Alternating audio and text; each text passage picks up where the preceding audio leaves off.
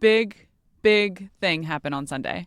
The SpaceX Starship rocket was caught by chopsticks. That's the headline. Essentially, what happened is on Sunday morning, SpaceX successfully caught a 20-foot story tall rocket booster. So it was caught by the SpaceX Mechazilla. And essentially, the Mechazilla is this piece of equipment that has these two little arms that are coming out, which they call chopsticks, that caught the super heavy booster. The Mechazilla is this nickname that they have for this. It's 400 feet tall. It's a rocket catching structure. And I've watched all these videos of Elon talking about it. And one of the things that they had is like it had feet and it had arms initially to catch it. And he was like, just get rid of the feet.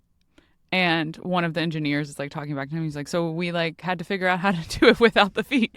And in the end, like Elon was right. And that's how they were able to catch this big rocket, is because it was just these two chopstick structures that come out of the Mechazilla that then allows for it to catch the rocket.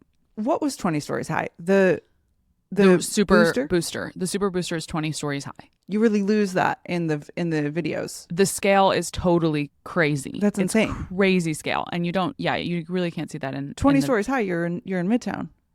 100%. It's enormous. And wow. The whole structure that catches it is enormous. The rocket is huge. So there were two successful aspects of this launch. One is that the rocket took off. It's a 7 minutes all in, essentially. The rocket took off. It broke through the densest part of the atmosphere. And part of the rocket was released into the atmosphere and successfully sent to wherever they're sending it. That is a little unclear to me. And then the base of it, which is the 20-foot structure, returned back to the launch pad and was caught by the Mechazilla.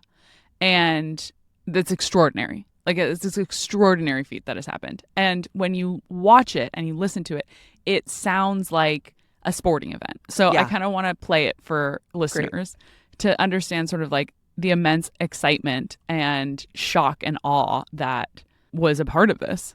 So I want to play two parts for you. One part is the liftoff, the moment where, and you're like, anytime you hear a liftoff like this, you're like, this is extraordinary. Like something extraordinary is happening. So this is the liftoff.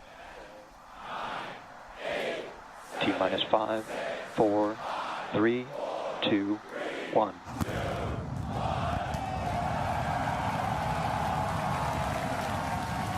Okay, so that happens, and then it's like a 7-minute thing. They're talking about the success of it, the top portion of it being sent into the atmosphere, and then now we have it coming back. We're now down to 3 Raptor engines. We can see those chopsticks now in the air.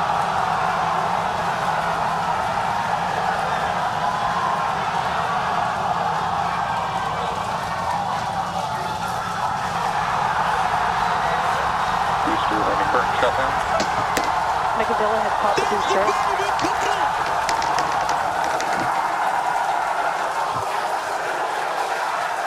This is absolutely insane.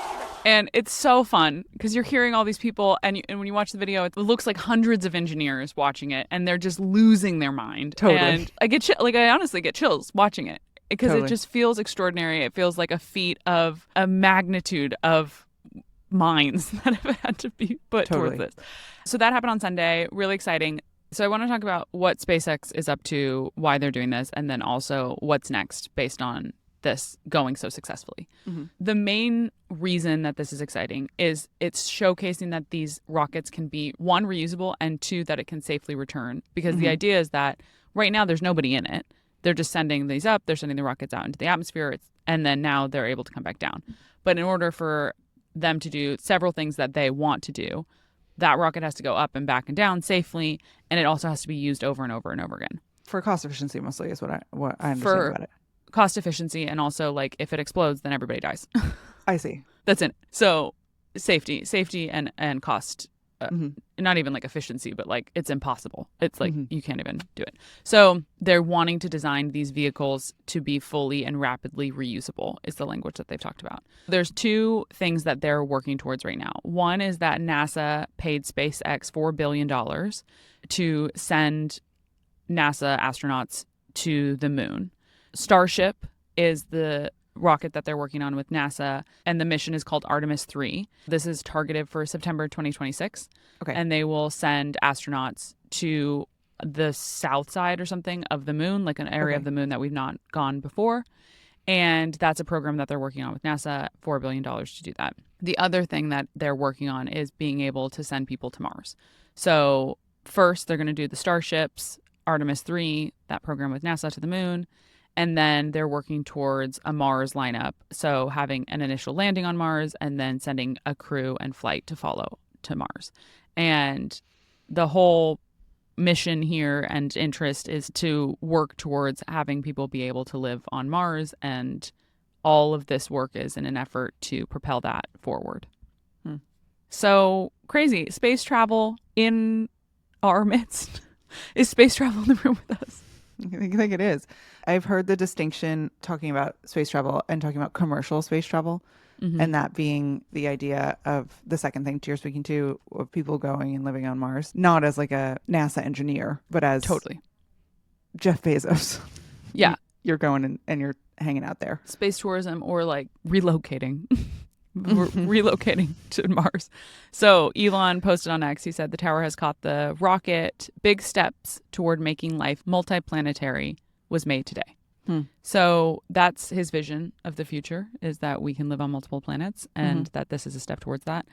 I don't know that I want to live on Mars. I haven't gone to Australia, so there's other places up on my list first. But I think it's extraordinary. It's incredible to see. Yeah. And the thing that made me the most happy was seeing all of these engineers who, this is their life work, and they're literally putting rockets into space and making these incredible technological advancements. And it was really amazing to witness. So that was Sunday. From Elon to Elon. From dust to dust.